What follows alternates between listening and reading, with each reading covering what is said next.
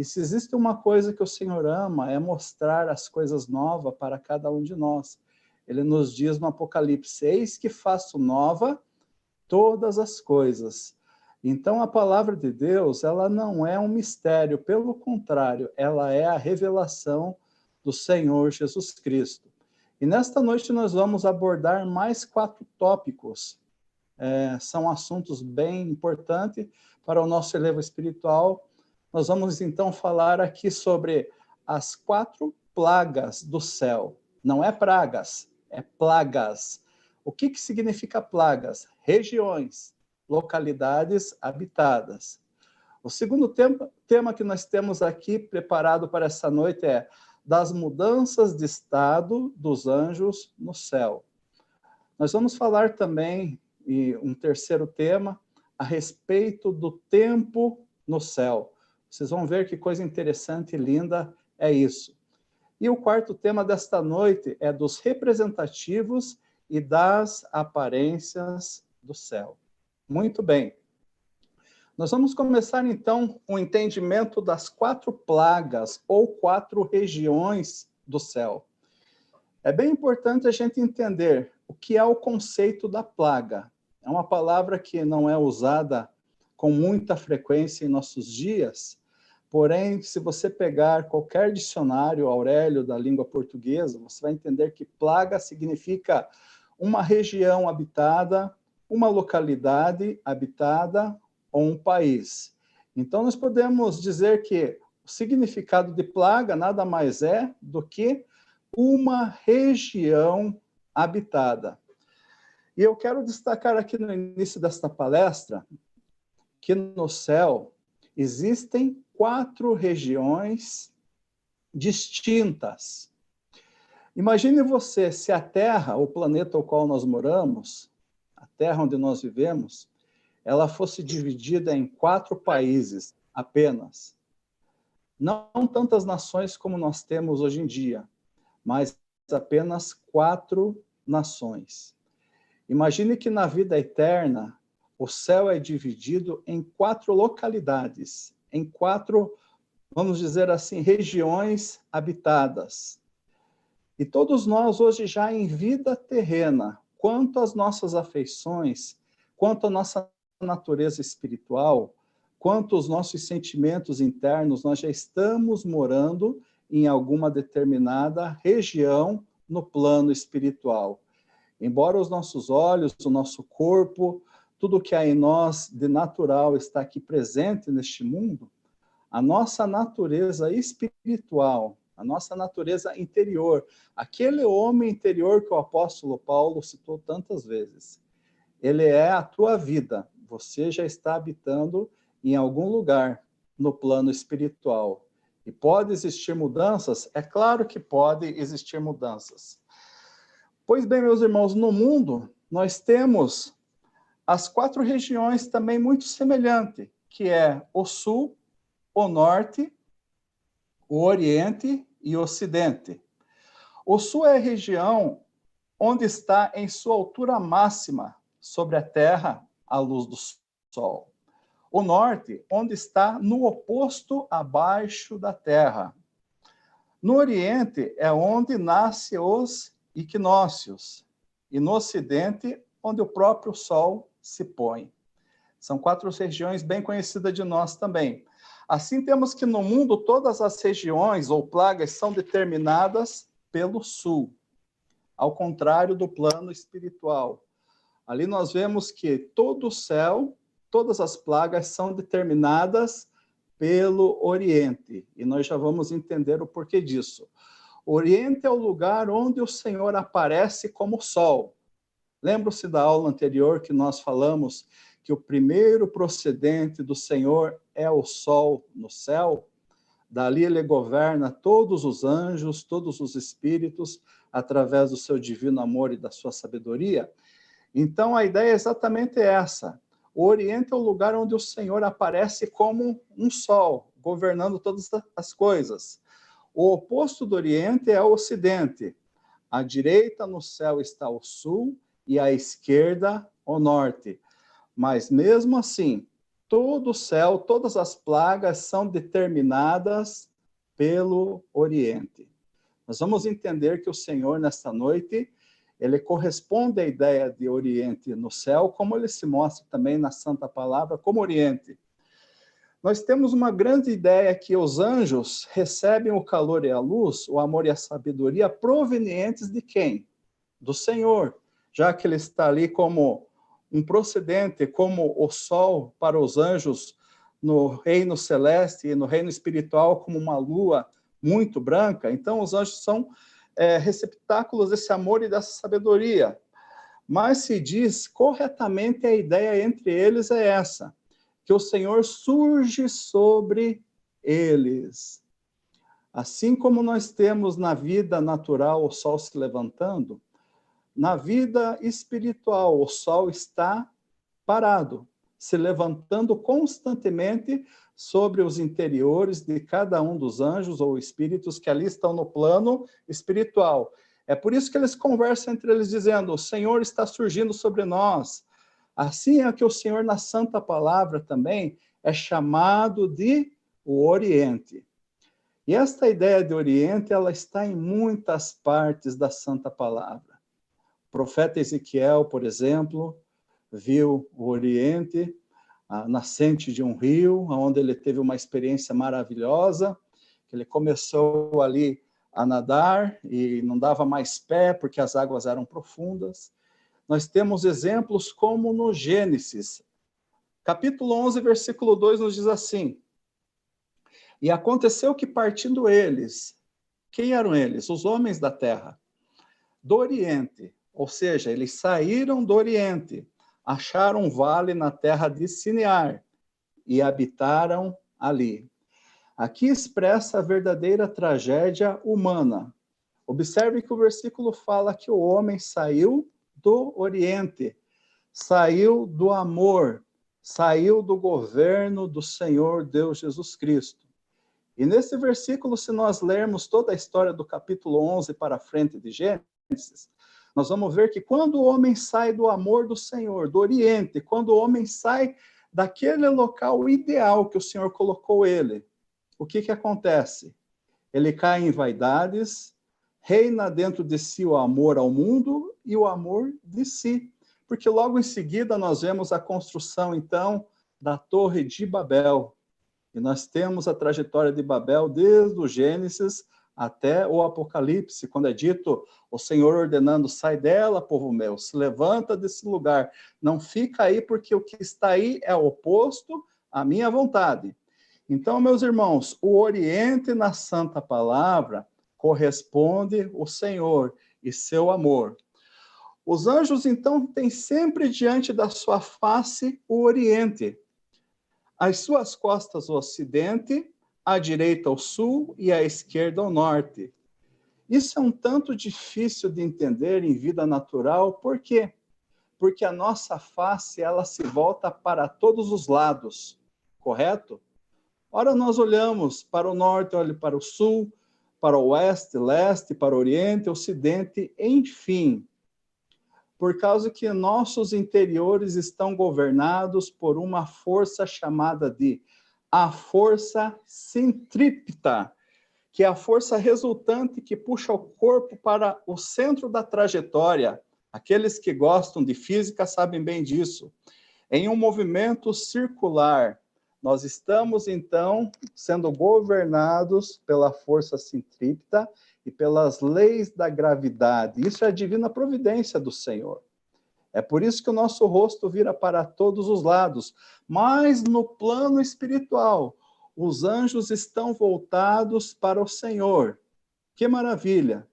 Porque o Senhor surge constantemente para eles.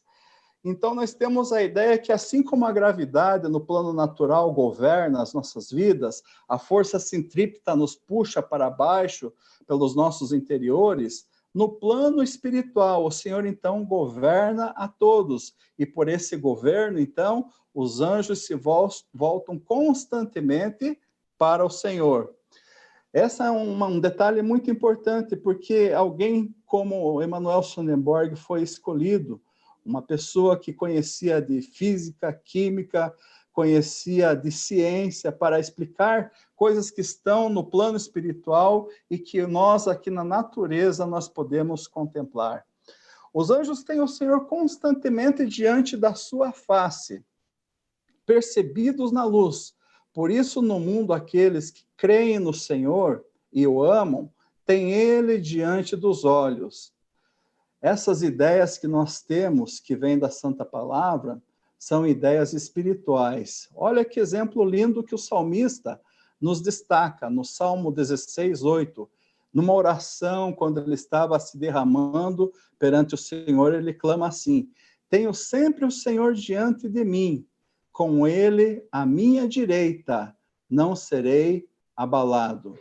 Então, essas ideias que vêm na palavra, elas vêm do Senhor, do mundo espiritual. Isso está registrado no Salmo 16, 8.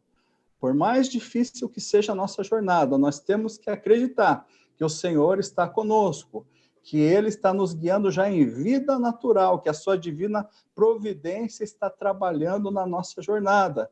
Porque quando nós chegarmos na vida eterna, nós veremos o Senhor diante de nós, nos guiando através do seu amor e da sua luz.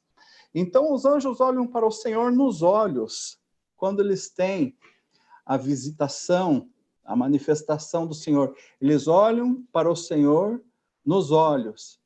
E o Senhor olha para eles em sua testa. Por que o Senhor olha para os anjos em sua testa? Porque a testa corresponde aos seus amores, o seu amor.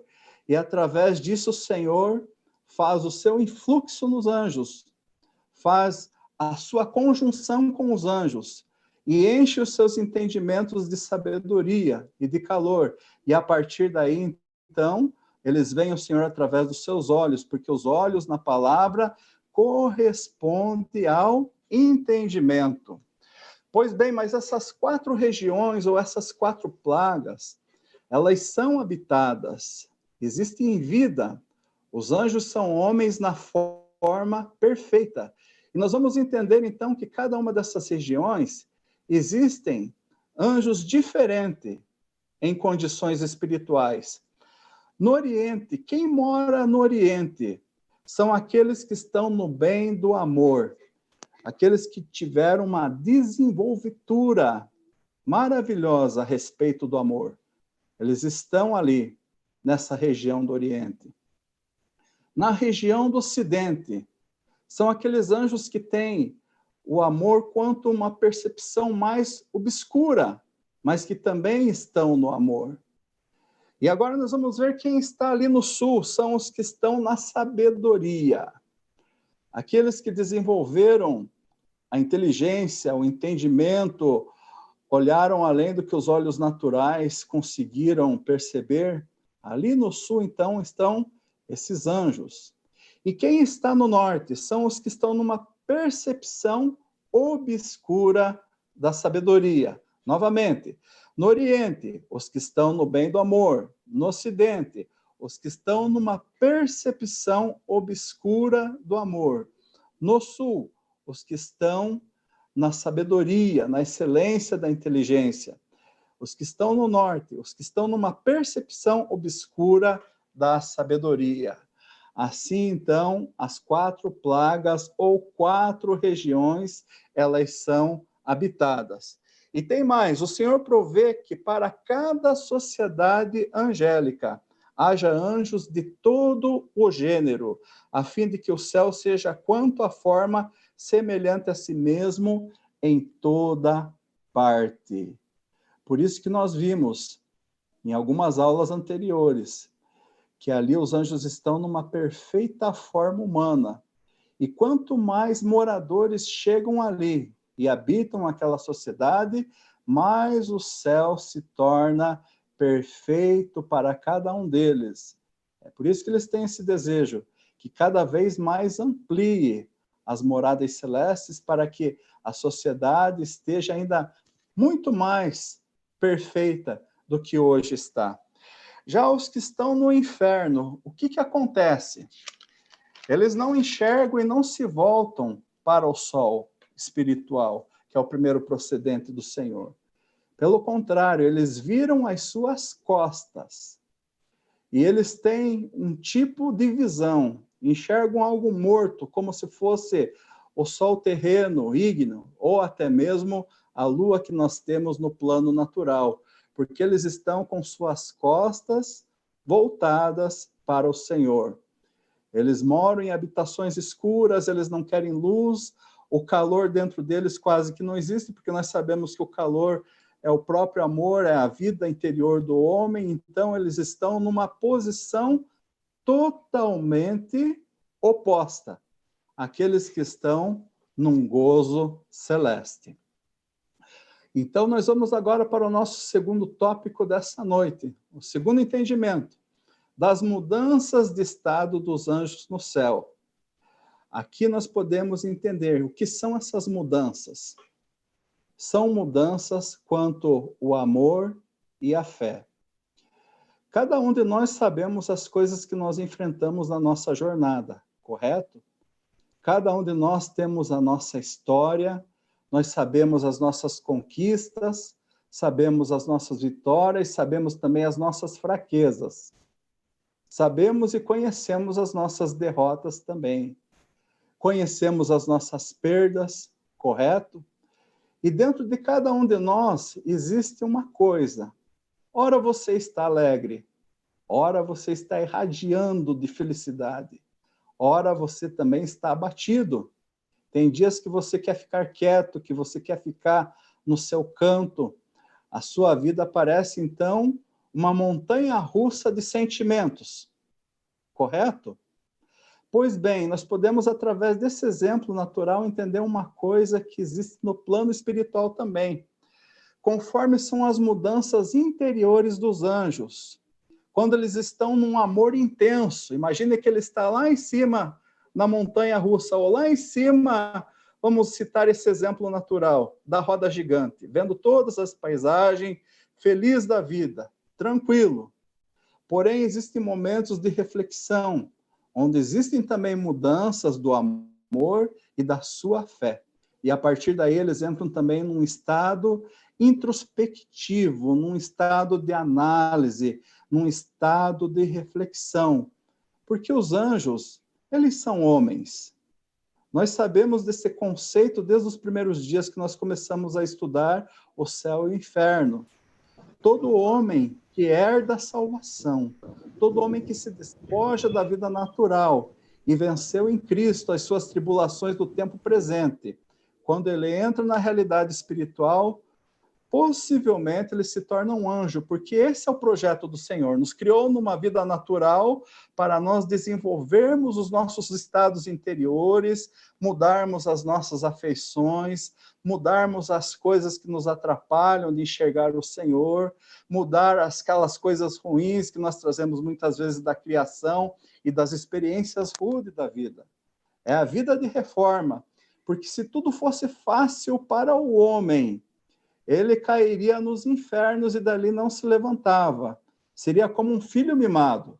É por isso que nós temos uma vida de reforma. Nós enfrentamos reforma no nosso casamento, na nossa vida profissional, na nossa vida estudantil. Nós todos os dias estamos sendo reformados. Então, nós somos homens, assim como os anjos são homens, porém numa forma perfeita. E esses estados de mudanças interiores deles é quanto o seu amor e a sua fé.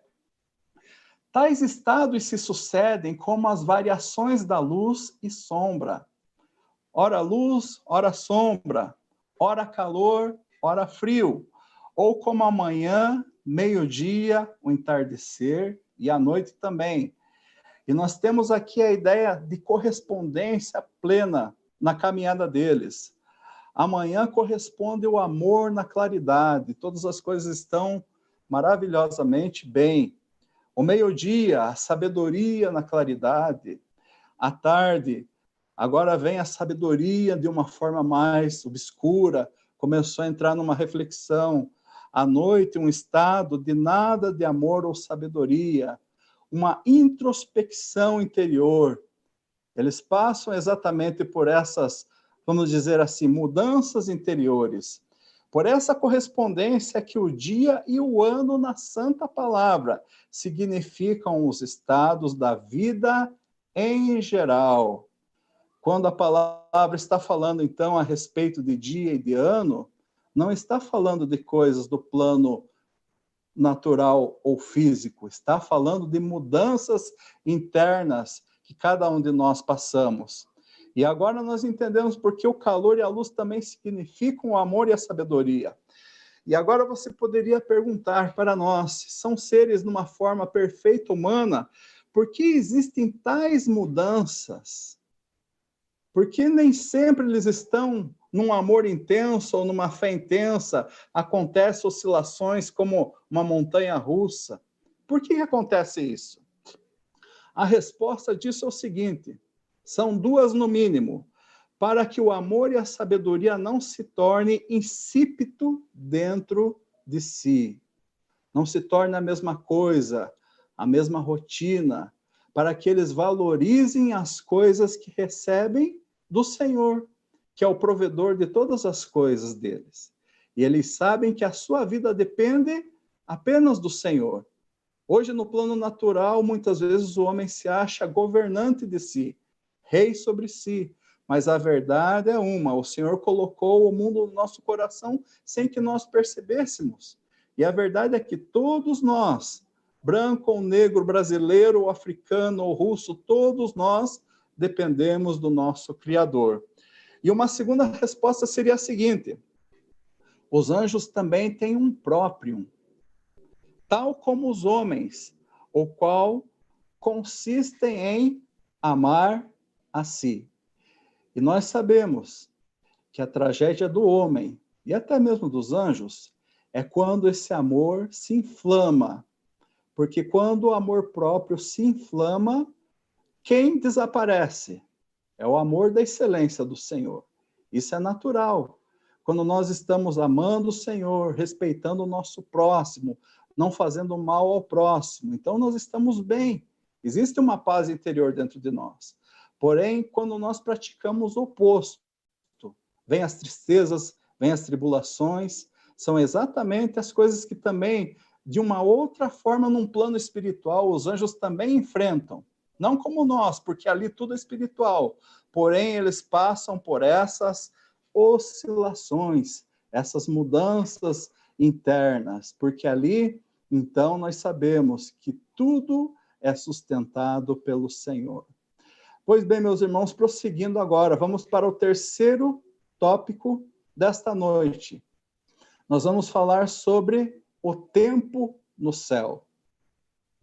Nós sabemos que o nosso tempo na Terra é governado pela luz do dia, pela noite, pelas estações que são progressivas, porque o Sol está caminhando enquanto nós estamos, a Terra está caminhando em volta do Sol, enquanto nós estamos aqui nesta noite, nessa palestra. Todos nós sabemos que a Terra está circulando na órbita solar, e depois, quando concluir esta volta de 365 dias, terminará o ano. Então, o homem, no plano natural, ele é regido pelo tempo. Por exemplo, quando o teu gerente te dá uma atividade, ele estipula, você tem 15 dias, você tem um dia, você tem 2 horas para fazer. Nós sabemos que nós somos governados pelo tempo e pela distância. Estas são as duas variáveis que, desde que você nasceu, você conhece. Quando você era um bebê, você engatinhava, aí começou a andar, começou a correr, se desenvolveu, hoje está numa estatura adulta. Tudo regido pelo tempo e pela distância. Porém, a maravilha das coisas do céu, o tempo no céu, a noção e ideia de tempo e de espaço são nula para os anjos. Novamente, a noção e ideia de tempo e de espaço são nula para os anjos. No céu não há anos ou dias, mas sim mudanças de estados interiores, uma vez que os anjos são eternamente aperfeiçoados. Então, a ideia de tempo e de espaço na vida eterna se desprende. Não existe mais, porque agora só existem mudanças interiores para que eles possam ser aperfeiçoados pelo Senhor. E, novamente, para ficar bem guardado no seu conhecimento. Na Santa Palavra, os tempos correspondem aos tempos interiores. A primavera e a manhã tornam-se a ideia de um estado de amor e sabedoria. O verão e o meio-dia tornam-se o amor e a sabedoria num segundo estado. O outono e a tarde, a ideia de um terceiro estado. E o inverno e a noite, somente para aqueles que não herdaram a vida eterna, e sim herdaram a danação, e que estão no inferno. Então, na vida eterna, a ideia de tempo e espaço é nula, porque agora, então, existe uma progressão interior. Eles desconhecem, é como se você estivesse numa noite, num sono profundo. Quando você está ali naquele sonho profundo, acho que de um mundo natural, de uma forma natural, seria essa uma forma mais próxima de explicar para todos vocês. Quando você está ali mergulhado, sonhando na profundeza do teu sono à noite, você não vê o tempo passar. Você não vê o que está acontecendo, porque ali você está mergulhado no seu interior. Mesma coisa os anjos. Para eles, então, agora não existe um próximo ano, não existe uma próxima década. Pelo contrário, agora tudo é evolução quanto à sua natureza interior. E nós sabemos que quanto mais eles se interessam e se voltam para o Senhor, mais eles recebem do Senhor o seu amor e a sua sabedoria. Então, eles estão ali numa constante progressão na vida eterna, a partir das mudanças interiores. E para encerrar o estudo desta noite, nós temos o quarto tópico que fala dos representativos e das aparências no céu. Como nós sabemos, todos os anjos são homens em uma forma perfeita. E ali eles desfrutam de todos os sentidos. Eles enxergam, eles cumprimentam, eles abraçam, eles correm, mas tudo em uma forma plena. Imagine que o mundo natural é o primeiro grau de experiência de vida. Porém, a vida eterna se abre para um leque ainda maior, porque lá todas as coisas são perfeitas. Porque tudo que subsiste, subsiste pelo céu, subsiste pelos internos. Tudo que subsiste vem de lá. No céu existem belíssimas coisas, como as vistas enxergadas pelos profetas, como um novo templo, uma nova terra, vista por Ezequiel, pelo profeta Daniel. O próprio João enxergou coisas lindas. Nós temos uma experiência do próprio apóstolo Paulo, quando ele fala que ele viu coisas inefáveis, coisas de uma excelência incomparável, porque no céu existem flores que não existem aqui, existem árvores ali que não existem aqui, existem rios, existem montanhas, tem o sol espiritual, existem relvas de perder a vista, existem jardins floridos, tudo numa excelência. Então, o céu é aberto para o homem a partir de uma coisa: quando a sua visão espiritual é aberta pelo Senhor. Isso não é algo que está no nosso controle. Isso é algo que está no controle do Senhor Deus Jesus Cristo. É Ele que governa isso. E quando Ele abre os olhos do homem, o homem enxerga coisas do céu. Ele fala com anjos. Quantas experiências nós vemos na Santa Palavra. Um exemplo lá do Gênesis, quando Abraão teve a visitação dos anjos, quando Manoá também teve, quando Maria teve a visitação do anjo Gabriel, enfim. O Senhor abre a visão do homem para ele enxergar as coisas que estão no plano espiritual, porque todas as coisas ali, os representativos, são aparências do céu. Sendo assim, todas as coisas que correspondem aos interiores se chamam representativos. São as coisas maravilhosas do céu. São as coisas que a nossa mente natural apenas pode sentir que elas existem pela Santa Palavra. Eu quero ler aqui para vocês o parágrafo 176 desse livro, que ele fala uma coisa muito linda para os nossos corações.